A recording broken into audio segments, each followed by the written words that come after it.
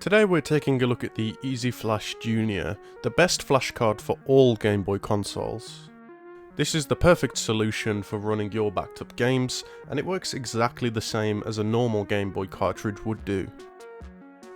When I'm playing games, I can't actually tell the difference between the original cartridge and the Easy Flash.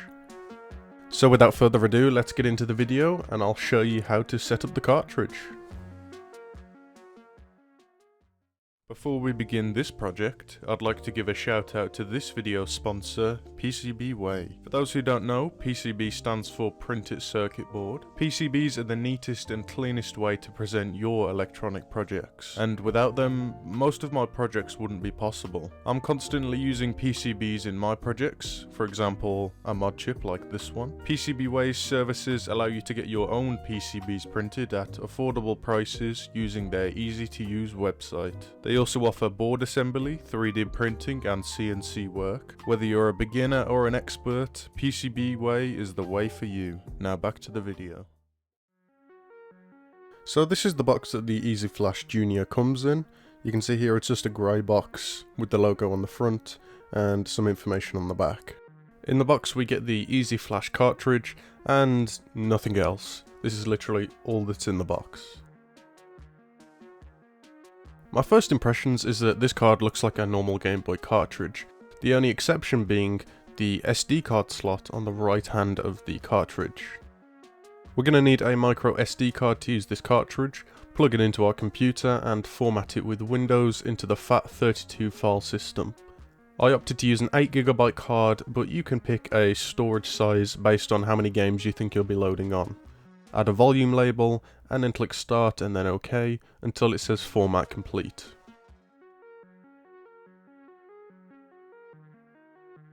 Then we need to head over to the link in the description below to the Easy Flash website and click on download.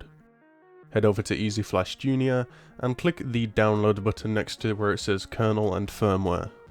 Once we have that zip, go ahead and extract it and drag the update firmware.gb file and the easygb.dat file. Then we want to put the micro SD into the flash card and put it into our console. Power on the console and you will see the Easy Flash boot screen. Once we're on this menu, we can click the select button to go between the three tabs at the top. The only ones we need to worry about is SD and set. Make sure you're on the SD setting and then select the update firmware file by clicking the A button. Click the A button to update your cartridge and let this run until it finishes to 100%. Once it's finished, power off the console and reboot it.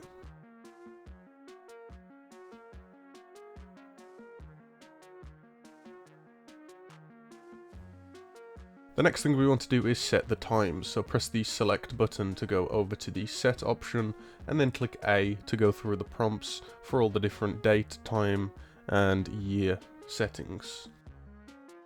Next, turn off the console and reinsert the micro SD card into the computer. It's now time to load some games onto this cartridge.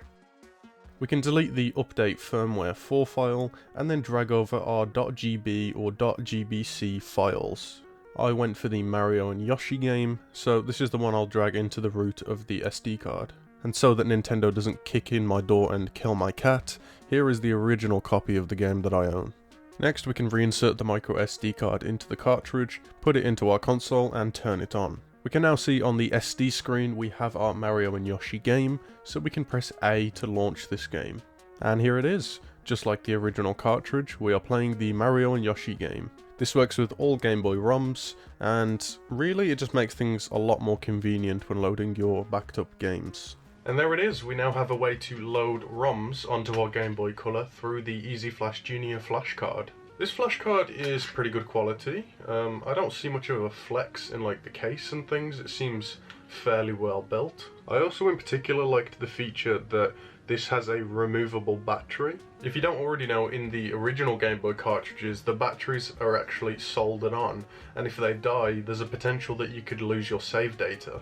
I also noticed that every time you turn on the console with this cartridge inserted, it backs up all the save data onto the micro SD. I think especially when you're playing games like Pokemon maybe, where you have a really long kind of save game that you've been working on for a while, it's nice to have that extra security to know that it's been backed up properly. For me personally, I'm really not going to want to carry around a whole case of cartridges when I take this thing out traveling. So for me, this is a really good and convenient way to play my games on the go. That is it today for the Easy Flash cartridge. If you want to know how I installed an OLED screen on this Game Boy and also this custom blue shell, then click the video on screen. It's also linked in the description below, and I have a tutorial showing you how to do that on your console too. That's it for today's video. Hope you did enjoy. As always, thanks for watching, and thank you to PCBWay for sponsoring this video. That's it for today, and I'll see you next time.